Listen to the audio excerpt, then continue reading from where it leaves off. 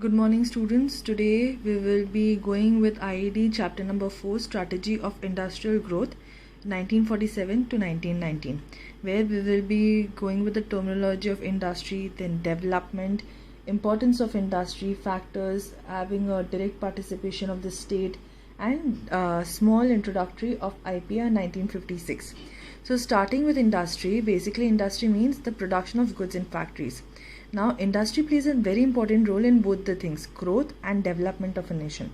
Now, development here with respect to industries, there are three things which we have to remember. Increase in the number of industries, increase in industrial production, and improvement in technology. These three will give us the development as well as development with respect to industry.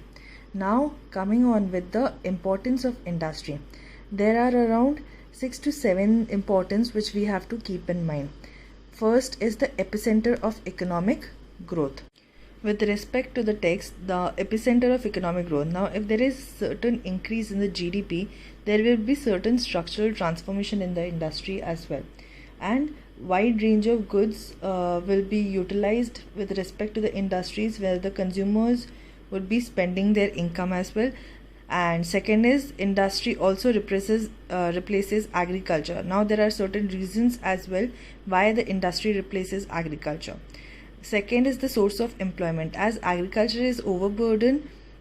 Why? Because the labor force is increasing rapidly and at a very fast rate. In order to curb the overburden of this agricultural product, as the supply of labor is more, so it channelizes into different various industries where the workers can work. That's why industry plays a major role. Now, when I talk about source of mechanized means of farming means where the machines are used instead of laborers. So, while using these machines in farming, there is growth and development as well in the farming products, and there will be exponential rise in the farm products as well. Why? Because they will be having more growth as compared to the usual period. Going on with the next importance, that is imparts dynamism to growth process. Now here we will be seeing two observations. If there was no industry at all, then we will be only be producing goods for the survival basis. Whereas the second observation is the industry generates a wave of endless consumption. That is what imparts dynamism to growth process. Second is the growth of civilization. Now again here growth of civilization is two observations where the people become conscious about the quality of life, like they get education, proper skills. And second is the world economy are merging into a global economy. When I talk about infrastructure growth, again I have analyzed it into two different major importance. First is with respect to expansion of infrastructure facilities, there is infrastructure growth, and second is the growth of one industry which always escalates the other, that is the infrastructure. Now, if industries make use of various infrastructure facilities such as transport, communication, banking, insurance, growth in industries necessitate the need for development of infrastructure. So accordingly, infrastructure is developed.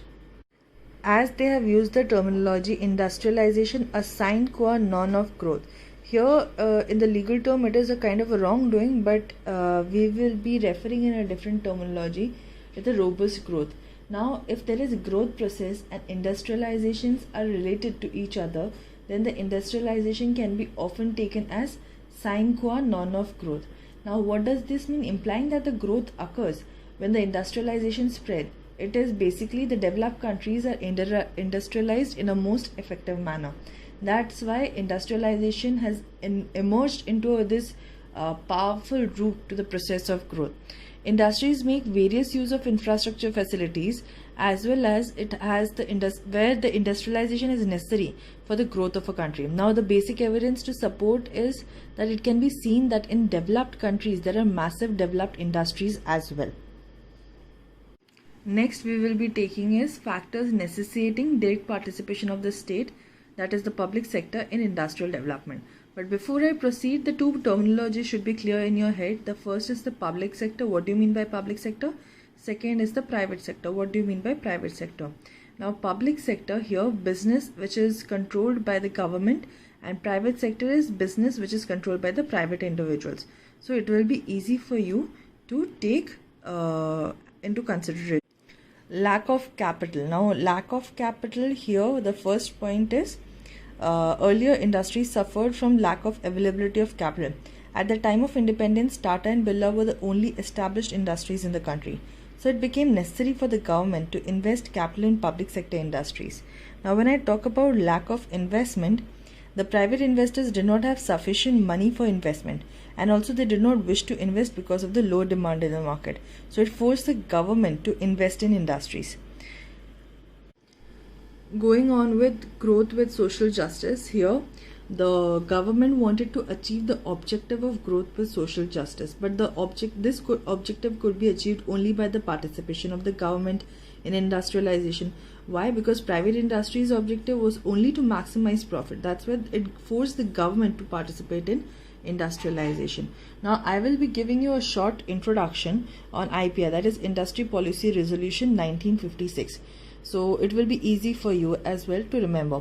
Now the government of India revised its first IPR, that is the Policy Resolution of 1948, by declaring the Industrial Policy Resolution of 1956.